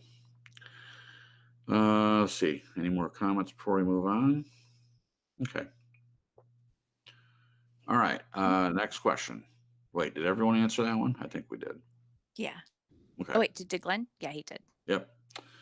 When one is brought to account or challenged, does our self-worth play any part in how we react to estrangement, dictate defensive reactions such as anger, judgment, and condemnation? I answered first on the last one. So, Jen, if you wanted to answer first, you could. I don't understand the question. When Wait. one is brought to, okay, so when you challenge someone, when you bring it up, whatever the situation is, you Like if you're challenging the estrangement? I think it's challenging the person. The estrangement is what happens as a result. But Glenn, maybe you can help, since you wrote the question. Maybe you can help her understand more what you're getting at by the question. Sure. Okay. I'm just well. Let's look at it from two places. A person who has minimal self-worth sees themselves as valueless. Are they more likely to get angry, judgmental, and condemning than a person who sees themselves as from a worthy place? I would suggest that they would not do that. They would have confidence in themselves. They don't need to go on with all this other crap. Right. Because it's not part of who they are now. Gotcha. So the defensiveness, for instance, that would Correct. be. So a person that has low self-worth, they wouldn't become angry, judgmental, or condemning. They would. No, they would. It's the person who is confident in themselves that why are they going to bother being on the defensive? It's like if you say to me, Glenn, you stuffed up Sandra's toast and you're something unprintable, I'd say, well, I'd just laugh at you. I couldn't care less what you say. But if I've got no self-worth and you say that same thing to me, I'm going to take it to heart. And I I'm see going what to say, you're oh, saying. you horrible person, Jen, how could you do that to me? Well, yeah, it's almost like taking the other person's opinion of yourself as fact. Mm-hmm. Yeah. Exactly. When if you have self-confidence and you know who you are, someone can try to tell you who you are and that you're crap, and it just bounces off of you. You're like, well, what are you talking about? Yeah. I know who I am. I'm not. That's it. That's the point, exactly. Yeah. Yeah. I see where this is playing into. Okay. Yeah. So what do you think, Jen? Estrangement, defensive reactions, anger, and all that. Do you agree with what Glenn's explaining? That? Yeah, I do. I do agree with it. Yeah, I agree with it too. And I would say that the story that I told, my mom's defensive reaction was definitely based in her anger that she had. I mean, I think she had a right to be angry, but as Glenn's saying, if she was in a good place with her self-esteem and she went into a counseling situation with her family, she wouldn't cop to anything and react like that.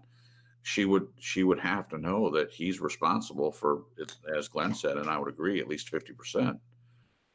In that situation, I would say that my mom's responsible because she tended to react like that. If she's ever challenged with anything, it's very defensive and very angry. My dad was more the one that would react out of judgment. He judged other people as not being as good as himself, but that's where the narcissism comes from, for sure. But yeah, it definitely plays a part, and a person would hope to be more healthy and not react in that way. But I think in some ways it's human. Some things I don't think you can help but feel defensive. I mean, your feelings are your feelings. It's just what you choose to do with them makes a huge difference, just in my opinion. Okay. Did everyone? Okay, Glenn. Yeah. Does it play? Oh, I think it plays an incredible part but it's under the table again. It's that subtle sort of unpredictable thing that you just do automatically. Once again, you don't know any other way to react. I've seen it on the channels around the place. people Yeah. just jump. It's just like they just can't help themselves. One thing gets said and they're off the planet. Yeah. I'm thinking, why are you reacting like that? Yeah. Yeah, it's It, like a it tale of something immediately deeper. begs the question, well, what place are you in, buddy or lady? Yeah. Right. Yeah. Exactly. Yeah. I reacted again. I love my mother, and she was way better later in her life as she became a counselor herself and worked on all the stuff. The story I told was probably 35 years ago, 34 years ago, something like that. So she got a lot better, but at that time, her reactions to everything seemed, I mean, she was just walk on. I had to walk on eggshells around her. You could say one thing wrong, and her reaction was not in proportion to either the comment or the action that I committed. And I understand more now why. I mean, she was living with someone that was very difficult to live with, and made her feel crazy. I mean, narcissists have a really good way of making you feel like your feelings are irrational and crazy. Yeah. And the problem was, because she would act crazy sometimes, it made other people on the outside seem like he had a point. and they use that. They use that knowledge. They can almost every time make you get to that place because of the self-esteem. Mm-hmm. Looking back, I'm sure her self-esteem was in a low place. So it's easy for another person that sees that to get you wound up. You know, it's like you're one of those toys that has the crank on the back, and they wind you up and watch you go, watch you walk around and jump around and all that. So that can happen. Let's see, looking at the comments. Gia Love Jesus says, I was always under the impression that people claim glow in themselves esteemer is the most high maintenance. Oh, I can't read that. I think she said keyboard demon possessed. I was trying to read it. And then Annette said, and I think this is in response, she said about the counseling, she said this was just individual therapy. Guy wasn't terrible, but not very effective either. Yeah, that can happen. And then she said, my husband tended to blow smoke up the therapist or pastor's butt. So I figured way before I quit therapy entirely, going with him wasn't going to happen ever again. Yeah, I think that's similar to the story I have. If it was the same therapist, then you pick. I mean, you have to be careful who you pick for sure. So it sounds like you just got a bad therapist. And then on a separate topic, John Don says, and this is about my dad, I'm quite sure I never saw him judge anyone. Oh, wait. That's good. That was funny. Driftwood. Yeah. He judged plenty.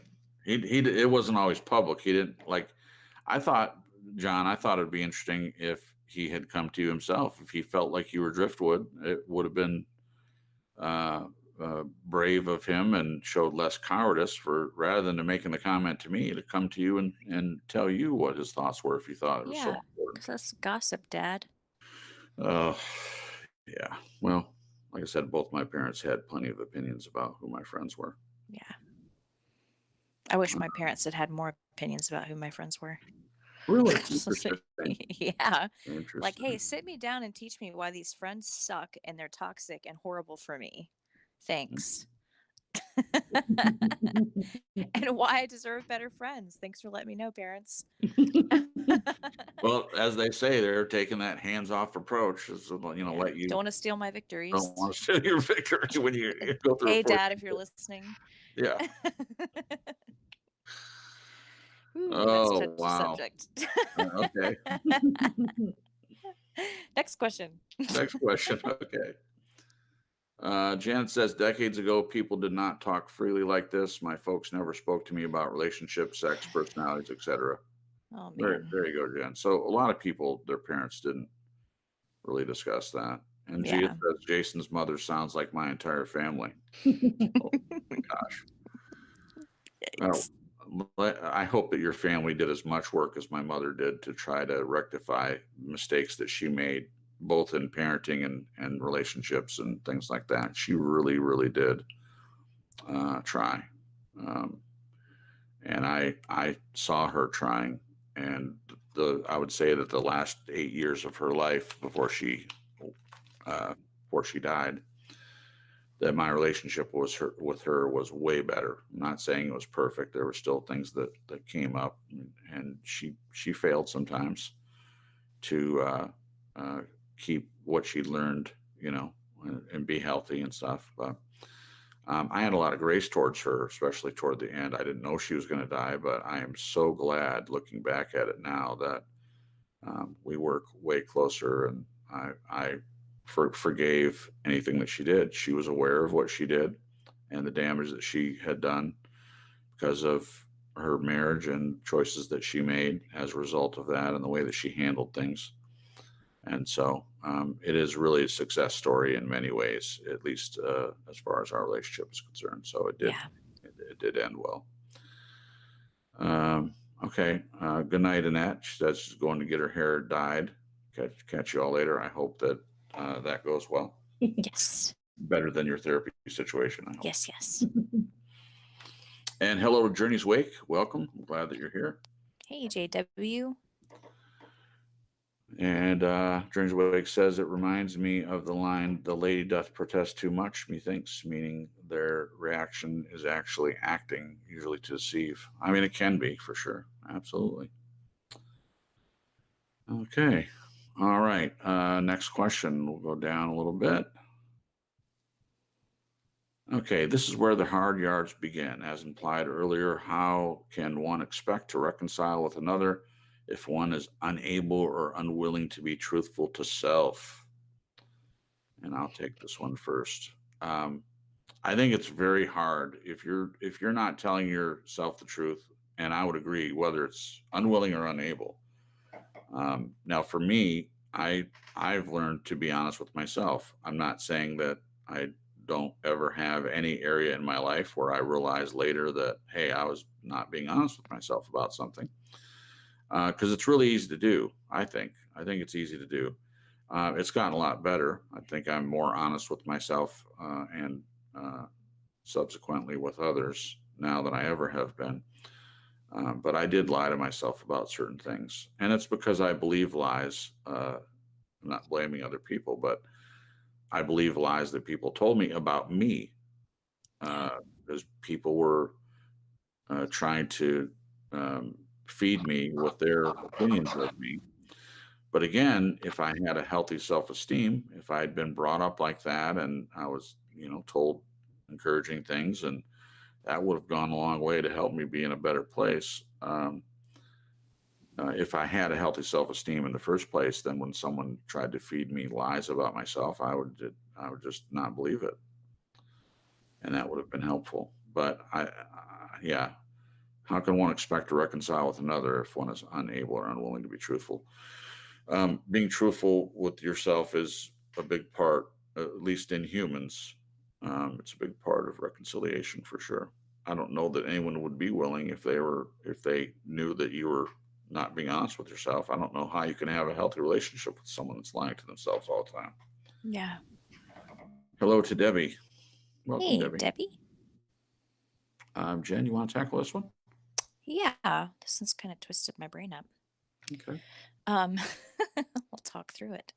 Okay. Undo the pretzel. Thanks, Glenn. Pretzels. You mentioned pretzels. One I expect to reconcile with another if one is unable to or unwilling to be truthful to self. Yeah, if somebody is like, just a perfect example, what Glenn mentioned, not that he reconciled per se with his ex, but everyone's fallible. We all have areas or blind spots, pride issues, old wounds that come out in current areas, as our ex Glenn says, come out sideways. Right. So a lot of times reconciliation, even being open to the idea and the possibility that you might have played a part in the issue at hand, that you're wanting to reconcile is a big deal. And if you're going at it in a blaming kind of way, and even in a prideful way that it's the other person, Sure. it's just not.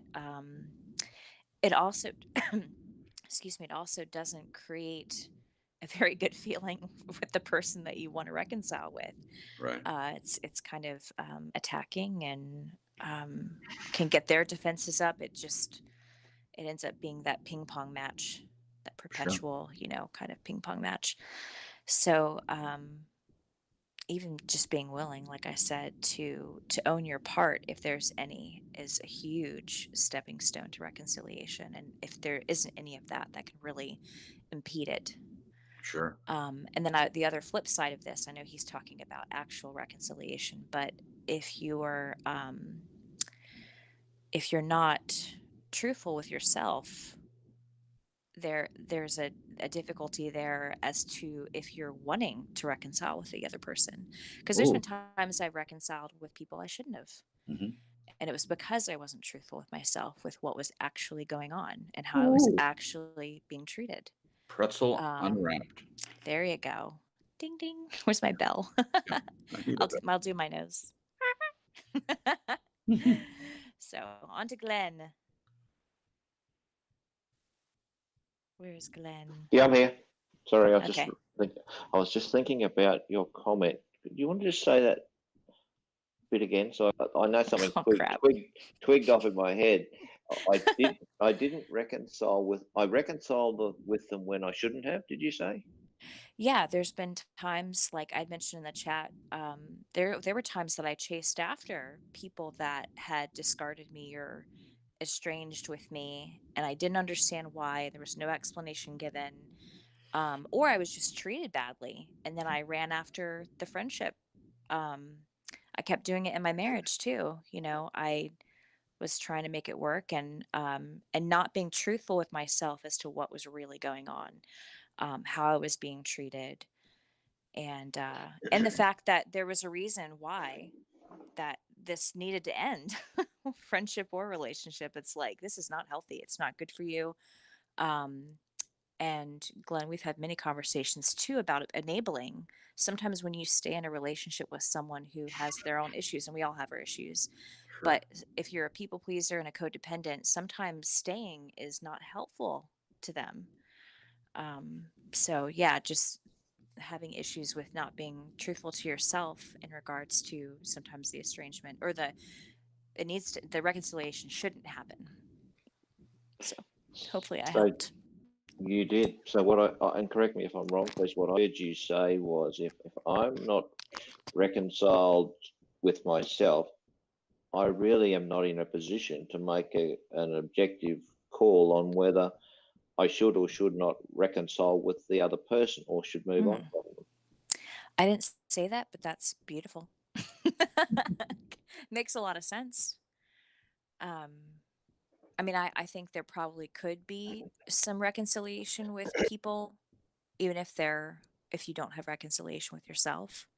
But I could see how it wouldn't necessarily be a maybe healthy or whole kind of a reconciliation if you're not reconciled to yourself. Is that what you're saying, Glenn? Yeah, it is, and I from experience, I know that I am like with my first wife. It was estrangement real high, because I saw her as someone wanted to take revenge. But once I came to the realization, hey, Glenn, you had an equal responsibility here for why this failed.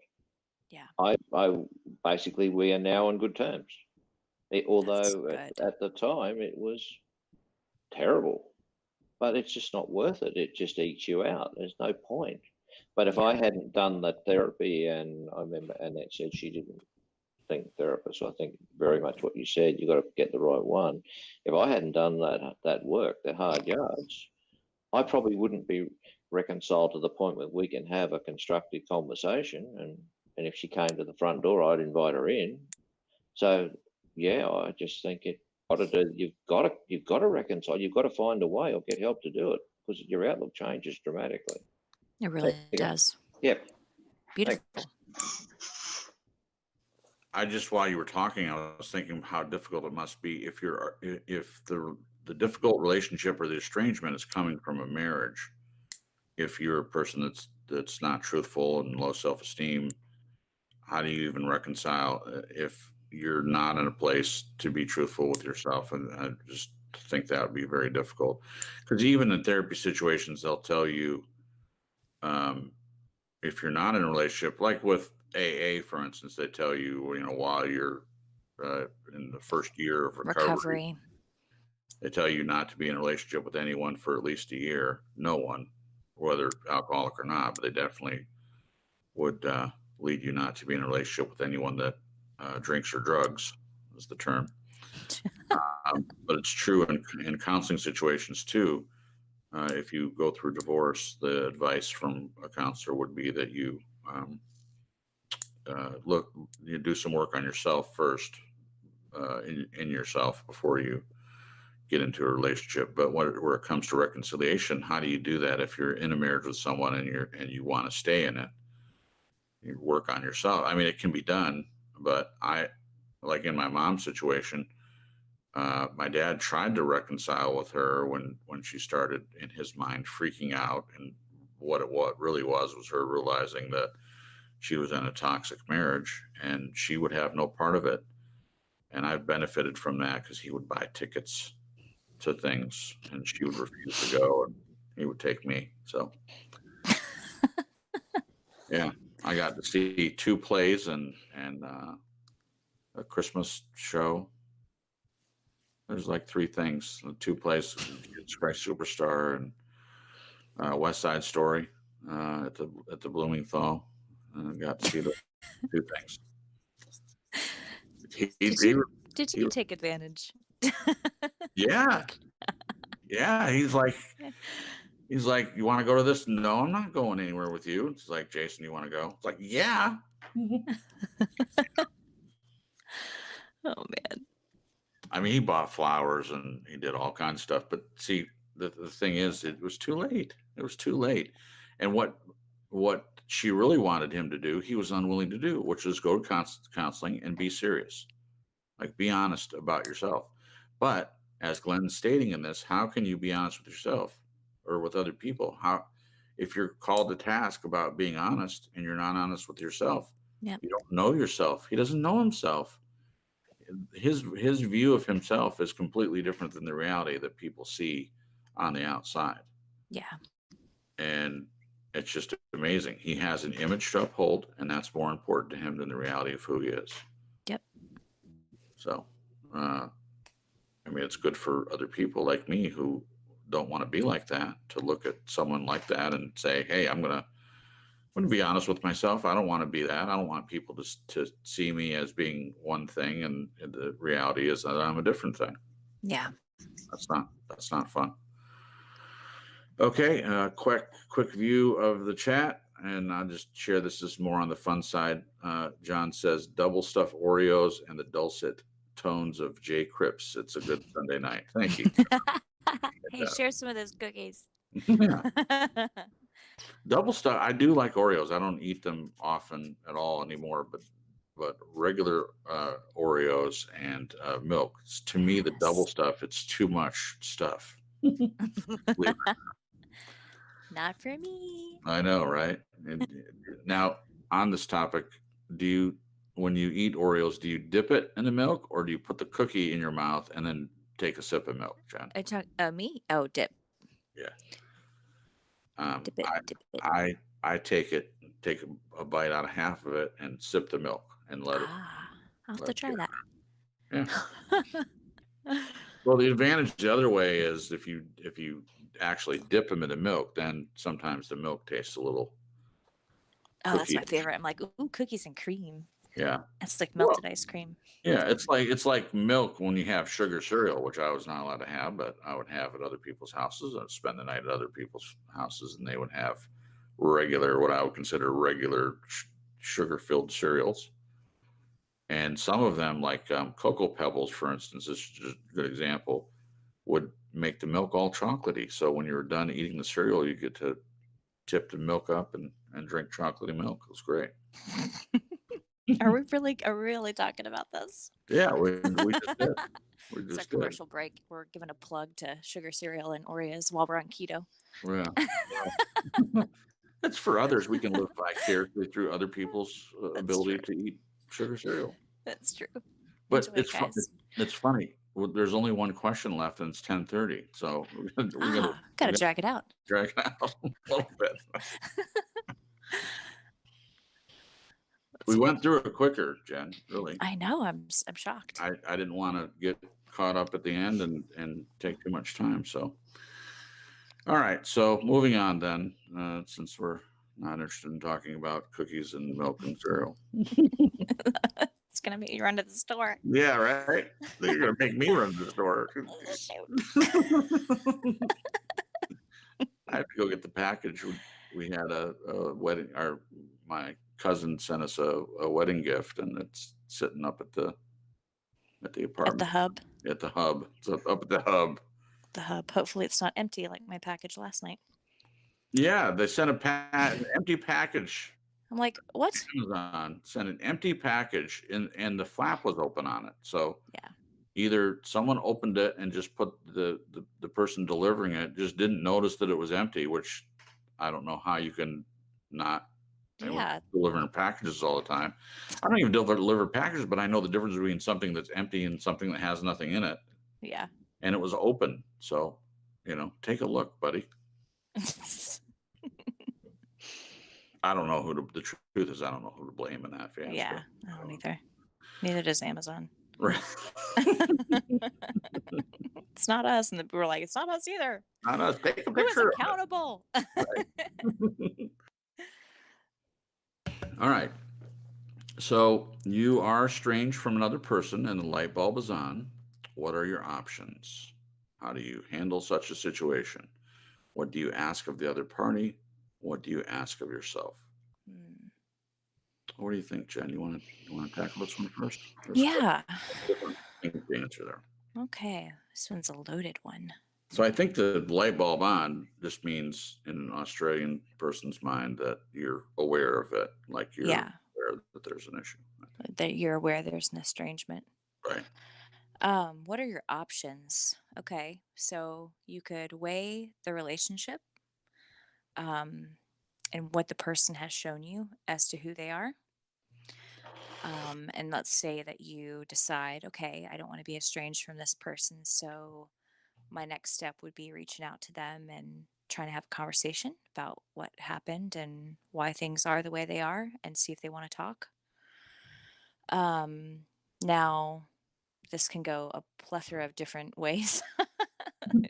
I mean, the person can refuse to respond. They can talk to you and be open to both of you sharing both sides, of what happened, whatever kicked off the estrangement.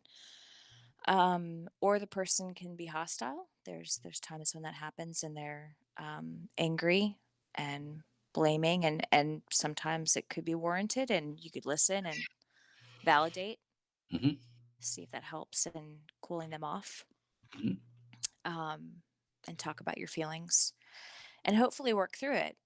But sometimes that doesn't happen. And what do you ask of the other party? I would definitely ask that the other party would be honest, even if they're angry. I you know I I've been thinking of that scripture. What is it? Be angry, but sin not. Allowing the other person to be angry. I grew up in a household where there was a lot of anger from my dad, and it made me grow up feeling like being angry wasn't Christian, and so I didn't allow myself to be angry for a really long time. Right. And so I've been working on it the past 2 years, as Jason knows, of allowing myself to get angry. Sure. But from my own perspective of having issues with people getting angry, and I've been judgmental of people that got angry, I get scared, because I don't know how to handle it, and because of my past, my childhood. But yeah, being able to allow someone to feel their feelings, that they're their feelings, they have a right to feel them. But it's also not my responsibility to fix or rescue, like Glenn was saying, but to let them talk and share. And what do I ask of myself? To be a good listener, to also be truthful with them in return, and see where it goes. Wow. Yeah. That's good, Jen. Great answer. A lot of stuff there. I could just say ditto, and that No, give us the long version. yeah.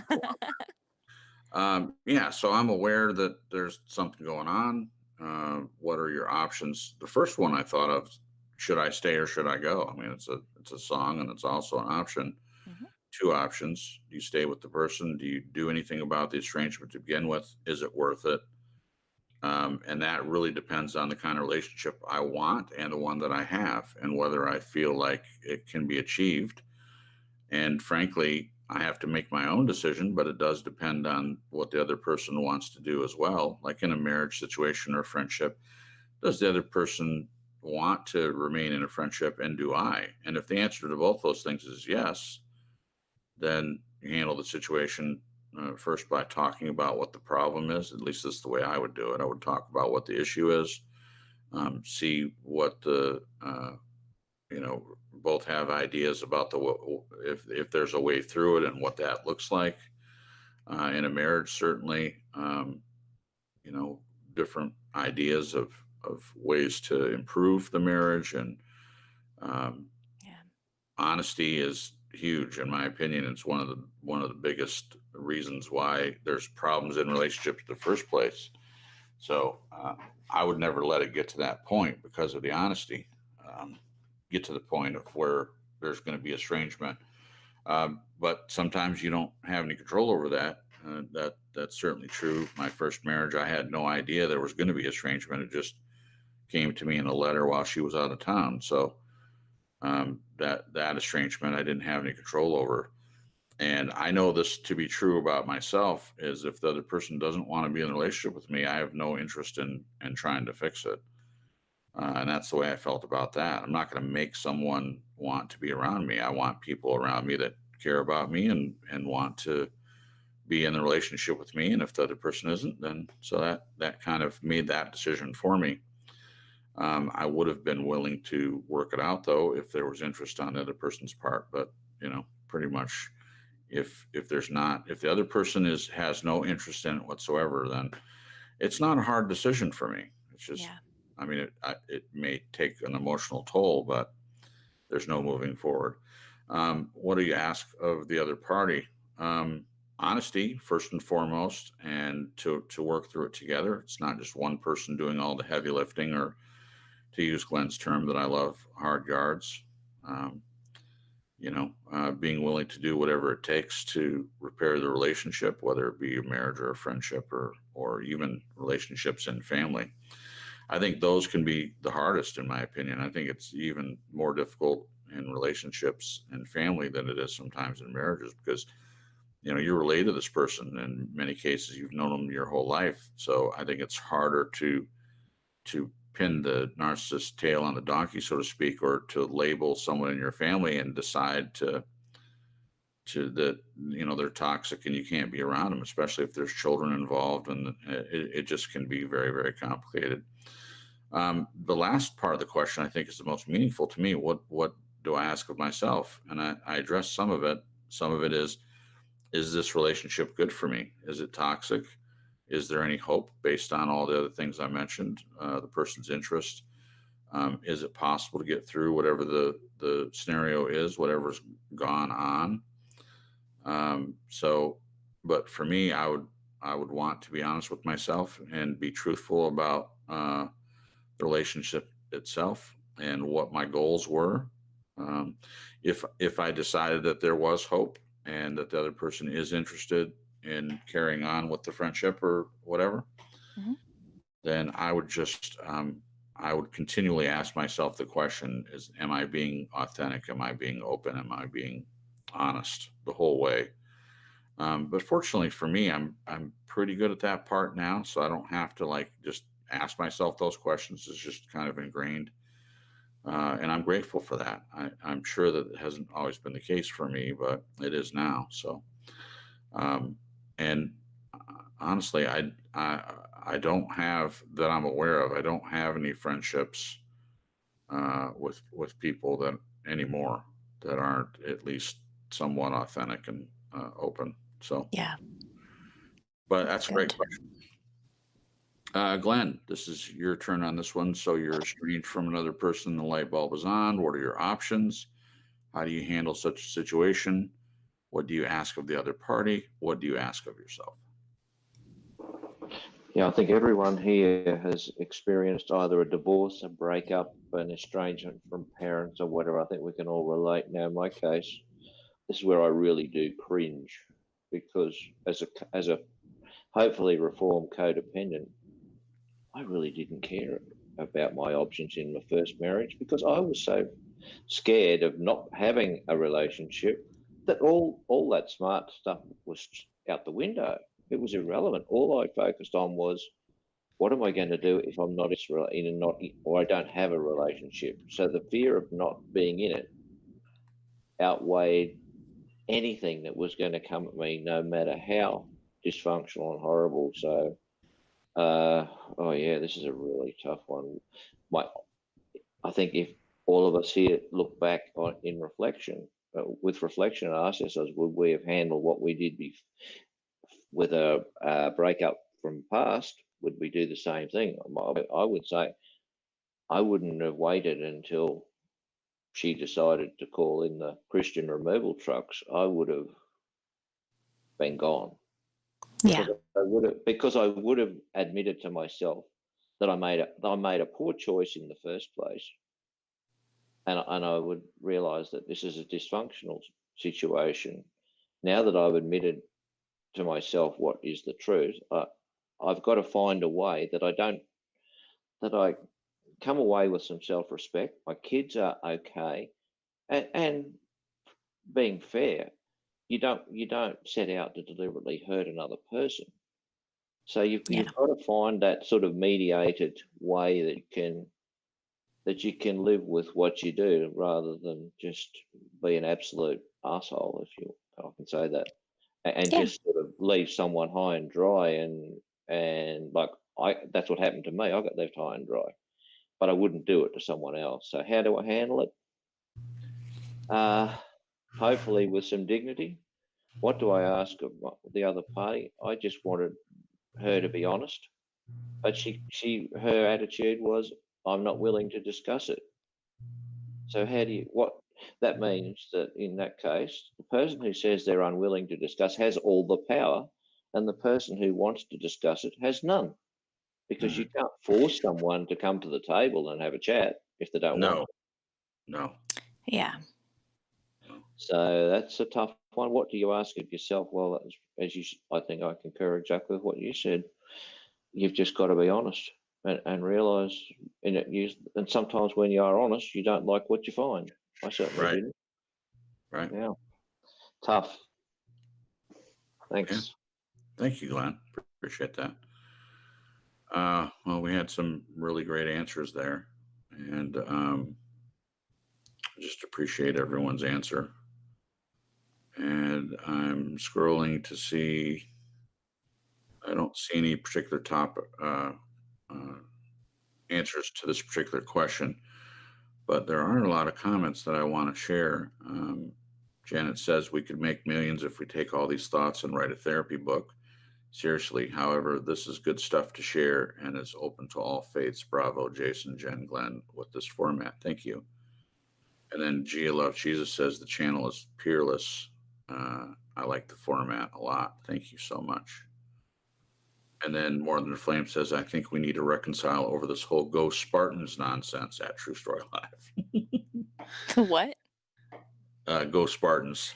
Oh. Michigan State Spartans is my favorite college team, and he's from Michigan as well, and he likes the other team, the Wolverines. So we were discussing the other night on another channel how if you live in Michigan, you can't like both teams. But see, I was explaining to him that I've lived in the South most of my life, so I definitely can like both teams, especially when they're playing other people. But when they're playing each other, I have to root for the Spartans. So go Spartans. So he's reacting. Yeah. Janet says, Jason, the tough one is when you cannot divorce from the relationship. I'm stuck in a situation and I can only trust God to change the narc, protect me as he has, then just do the next right thing. That's a great thing to bring up. Yeah. So it can be tough if divorce is not an option. And that could be a marriage, or it could be friendship or family, whatever it is, when you know that's not an option. So I still think there are things that you can do as a person, as we've said.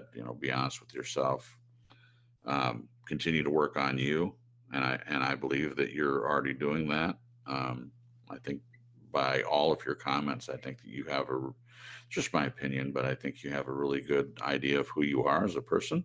Yeah. You can't make, as Glenn said, you can't make someone come to the table. And even if they come to the table, you can't make them be honest with themselves. All you have control over is what you do, you being honest. Yeah. So I'll definitely continue. We pray for you all the time, Janet, about health stuff, but we'll add that to the prayer list for sure. Journey's Wake says it takes a minute to get my head around some of these questions. They definitely require thought. Glenn, Cripps, and Jen. Yeah. Yeah, I think that this time around, after a year off, I mean, I think Glenn does a really, really good job now. I always liked the questions, but they were even more complicated before, in my opinion. And we had a lot of people that would comment on that, and some just would pop in from time to time, but they would openly complain about, I don't understand the question. I get that. But yeah, I think it gets easier. Journey's Wake. I mean, the more you listen and the more you see, especially the ones that Glenn writes, because he's also writing from the perspective of someone that lives in a different place, and the way that they think and they talk is different. But I'm sure it's not intentional. He's not trying to confuse anyone. I know that that's the case. But yeah, he has his own style of writing, and once you get used to it, it becomes a lot easier. So just hang in there, I would say. But the good news is that the next 4 shows will probably be not that the questions won't be deep or introspective or anything, but it'll probably be a little bit easier to understand, because we'll be doing the write-ups for the next 4 shows. And then we talked about it in a little bit, and the plan is right now, at least, and it may change. The plan is to do, Glenn will do 4 shows, and then Jen and I will do 4, and then Glenn, and then another 4. And Jen and I doing the first 4. Maybe we'll start out with I'm writing the bulk of it, and then Jen will add her thoughts. I think that works out very well, but we'll talk about that. And I'm thinking about the next block being about narcissism. Next 4. I mean, we could divide it up in different ways and talk about some of the aspects, and like, how do you recognize it? What do you do? What are your options? Things like that. And also, because it's such a popular topic, when you do a search for narcissism, there's a lot of stuff that comes up, and people make a living off of just dealing with narcissism and not much else. I mean, there's plenty of other people doing it, but they're in different circles. So we'll talk more about that. It's a good possibility. Hello to Brother Dave. Glad that you came by. Like I said, doesn't matter what time you show up. I hope you get a chance to listen to the whole show. Janet likes that idea, Jen. Let's talk about narcissism. So good chance that we will talk about it, because it does tie into a lot of things, and both of us have some experience with that, and I think it's something that people could benefit from. So that may be it. Journey's Wake says that's a deep hole, narcissism. Yeah, that's why you could do 4 shows and not even scratch the surface in some ways. But we can certainly give it the old college try, as they say. Janet says we see narcs more and more, and is helpful to us all. Yeah, I would agree. As we were saying earlier, I think there's always been narcs out there, but because of YouTube, Lack of education. Yeah, lack of education, but because of YouTube, there's ways to hear about it, and that's true about a lot of topics where before there just wasn't a medium to hear about this sort of stuff. I mean, what you just hear from someone that you knew that was in a relationship, but Just think about it being the person who was a jerk. Yeah, or delusional, or Yeah. Yeah, because the victim is often in a bad place, at least in the past. They're in a bad place because they're being abused and they want to leave a marriage. And people on the outside is like, well, he makes good money and is a good provider and all that. Why do you want to leave the relationship? Is he physically beating you? No. Well, then what's the problem? That's a very difficult situation yeah, to be in. But as you said, there is more education out there that people can get a hold of. And it doesn't mean that everyone knows how to get the information. So I think it's a good topic. Janet says they can fool us and just pretend better. Yeah. I mean, these people have been doing this for a lot of people have been doing it for a while, and they have a good idea of what they're doing. So, okay. We have gone through all the questions, and it's about 10 to the hour. So we just may have a show that ends a little bit early tonight. So we usually go about 2.5 hours. and we can do our Christmas tree. Yeah. Are you in the mood Yeah, for that? yeah. Okay. Got a second wind. Second Wind. That's a good song by Billy Joel. Don't forget your second wind. That could be Or- misconstrued for something else. Oh, that's funny. Yeah. Oh, I'm glad. So do you feel like you're more cheered up? Yes, yes. Well, Everybody that's here great. really helped, and the show really helped. The show really helped. Yeah, it didn't end up being too heavy, I don't think. No, it was good. No. Great questions, Glenn. I don't know why, but I looked at the write up and I thought we would take a lot longer, but this is good timing and great questions and great answers. Yeah, we didn't even speed through them. I was trying to pay attention to how long we spent on each one, but we didn't just rush through them or anything.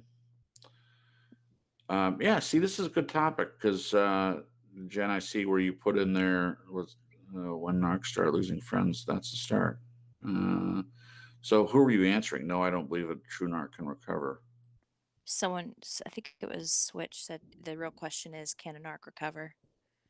Oh, Switch did. Okay. Yeah.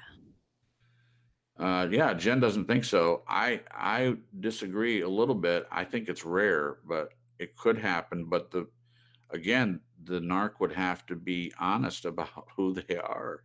They would have to look at the wake of damage they've caused in people's lives and be willing to change.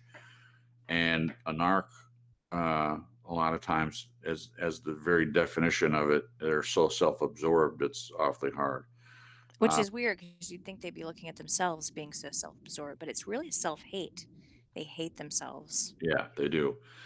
So they would have to first work on that, and then they'd have to look at what they've done and want to change it. If they don't have any desire to change, then see, Joel says more than a flame says if a narc turns to God, anything can happen. Well, here's the thing. I'm not saying you're wrong, but there are a lot of Christian narcissists, believe it or not. Now, one might ask, can you be a narcissist and a believer? Because you're not putting God first, you're putting yourself first. So how's that possible? So these are good fuel for some questions that we can ask in next week for the write-ups. That's a good topic. I do think they can change. Like I said, I think I answered that. And if someone does truly turn to God, and I don't mean just saying they're a Christian, but actually really, really believe, and they're willing to put God first, yeah, in that case, I do believe anything can happen, no matter who you are. So we'll add that to the pile there. That's a great topic. Janet says, Merry Christmas to you all. Group hug too. Group hug. I love group hugs. Yeah, I like group hugs too. Okay, I think that we'll just call tonight then. We'll end a little bit earlier than normal. Well, Well, before we go, Glenn, what do you think about talking about narcissism this time? I know it's up to us. I know it's up to us, but do you feel Would you like hate it? Too bad. would you hate? No, I'm always mindful when we go to topics like this that we don't attempt to be professionals, because it's really, because it is a very specialized field. So I think it's Yeah. got to be covered around the periphery rather than something where Like, it could direct to people this is definitive, because it's not. yeah. We're not professionals. Yeah. We're only giving opinions and personal thoughts, etc. So Yeah. other than that, no problem at all. I have an idea for a topic. Okay. Do you want to share it, or you're just saying you have an idea? I'm just letting you know I have an idea. It's a Well, surprise. Well, uh, the surprise. A surprise.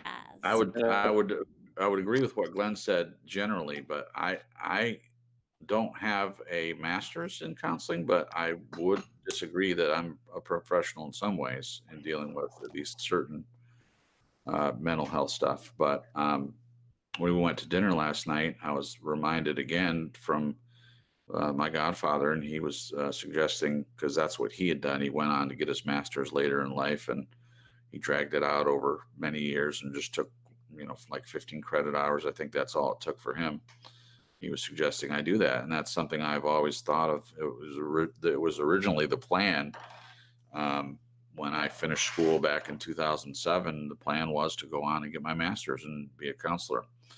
And I don't think it's too late. So I may actually do that.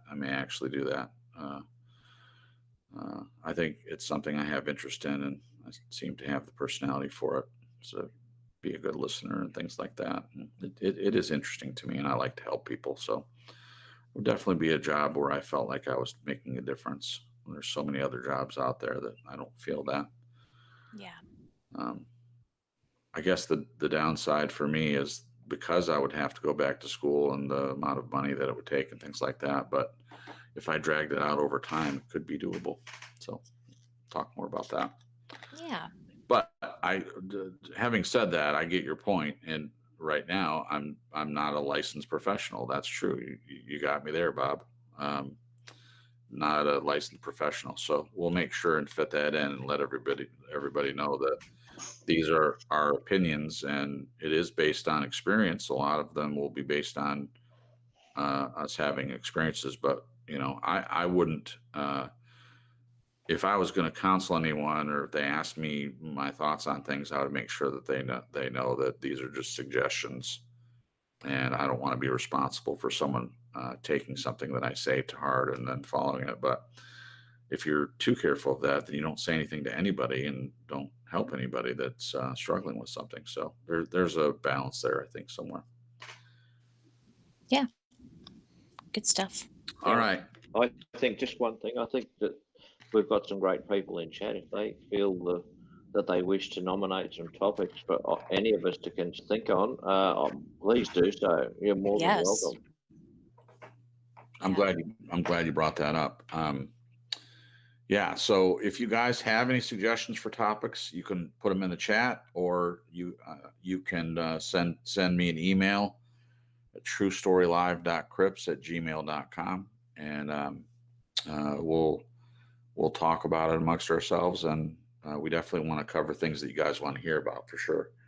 And if you're listening to the playback, same goes for you. If you have any topics, if you're coming late to the show or you're hearing it in playback, and you have any topics you want to hear, we're open to anything. Did you see Gia's question? I do, yes, Gia. I would, if I set up a shingle, so to speak, I would advertise as a Christian-based counselor. But just as my mother did, it wasn't a requirement that the people that come to see her are Christian. So I would, if the person didn't want me to use the Bible as means of counsel, I would know enough with my training that I've already had, and plus getting a master's, I would know enough to counsel with that mindset without using the Bible, heavy hitting on the Bible or whatever. But yeah, I would probably do better in a situation where I would use the counsel or counsel biblically, for sure. And that's a great question. Because I, like I said, I definitely, I saw my mom do it. She was successful doing it. She was a believer, and she advertised herself as a Christian counselor. But she had all kinds of people. She had atheists that she counseled. She had people that were gay and lesbian, and they loved her because she was non-judgmental. And I would follow that same pattern of not being judgmental toward people and not throwing the Bible in people's faces. But where it applied, I would definitely be the first to use the Bible as counsel, because I think it's there. I mean, it's sufficient for all things. As believers, we know that there's better counseling in the Bible than there is in anything else, in my opinion. And people that look at psychology and say, well, that's not of God or whatever, I would argue with that in that there are many things, especially in Proverbs, of things to look at as ways to conduct ourselves, and a lot of those are good for mental health as well. So I'm glad you asked. It's a great question. Okay, we'll say our goodbyes. Glenn, if you want to go first and say goodbye to the people, sir. Yes, good night, everyone. And am I allowed to say have a good Christmas? You are. That's what we'll use, that happy holidays garbage here. Happy holidays, fair. I mean, Well, we were about to close down, but don't get me started on the whole Merry Christmas or Happy Holidays. Stop it. Christmas just means no matter what denomination you are, have a good time, have a break, whatever you do, just go for it. Yeah, either way. Yes, either way, it doesn't have to be the end of anything to wish someone a Merry Christmas. No. And if you don't believe in Christ and whatever, then that's fine too. Just don't get offended by it on both ends. Just don't get offended. Someone wishes you Merry Christmas, just let it go. Most people can. I have never heard one person here react to anyone saying Merry Christmas and get on the high horse. Just things are crazy over there and just weird. Yeah. Mm-hmm. So jumpy. Every year.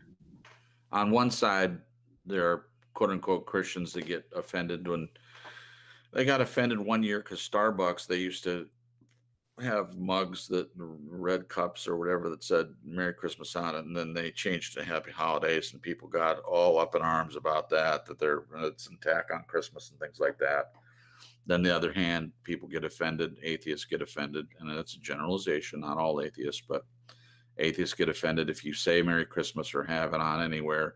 And the constant battle against the nativity scene that's not even anywhere close to your house, but you don't want to drive by it as an atheist, and it offends you to see a little plastic baby in a manger, and you're offended by that, and you fight to get it taken down. So yeah, on both ends there's Stuff. Weird activists and stuff. So Yeah. that's all I'll say about that, because we're going to get our Christmas tree trimmed and decorated. Merry Christmas to everyone. Merry Christmas. I thought you were going to say something else. You are a kook. I love it. Thank you. Say goodbye to the peoples, John. Goodbye, peoples. Great hanging out with you guys. As always, wonderful, wonderful answers to the questions and just wonderful thoughts overall. I just really appreciate you guys being here and feeling safe enough to share, and letting us encourage you and read your comments and stuff. If there's ever a time that you guys would rather us not read your comments out loud, you could let us know. I know some people are shy, but we just want to wish you guys a Merry Christmas. Are we having a show? We are having a show next Sunday, babe? Oh, I didn't even think of that. Yeah, I think so. Yeah, I think we should. Yeah. I love them doing around the holidays and stuff. That's good. Yeah. If it fell right on the 25th, then I probably Probably not. Yeah. But it's a couple days after. So yeah. Okay.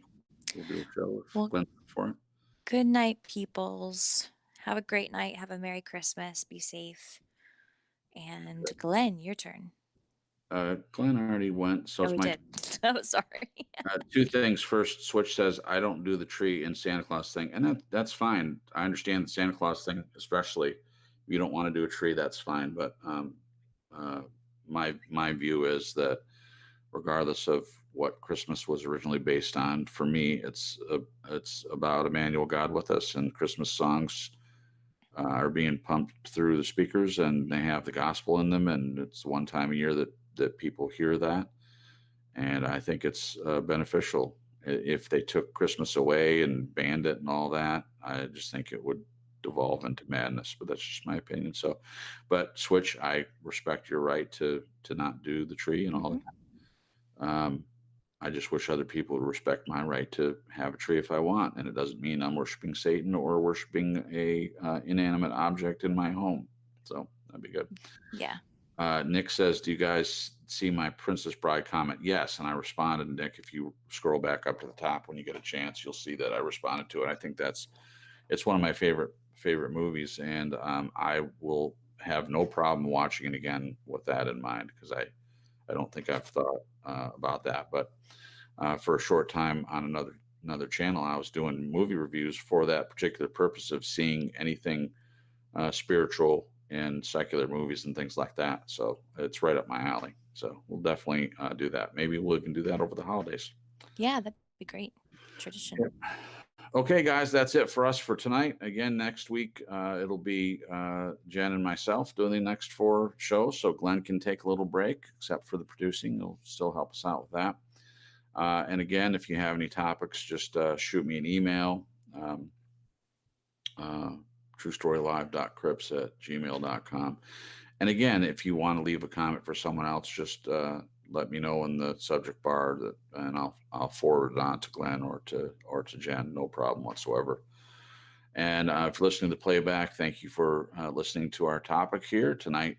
Has been a great topic that I enjoyed: reconciliation versus estrangement. Hard to say I'm sorry. And there's 2 links in the description for you to listen to if you get a chance. One by Peter Cetera, formerly of Chicago, and another by Audio Machine. And they're very good. There's one song that Glenn sent me.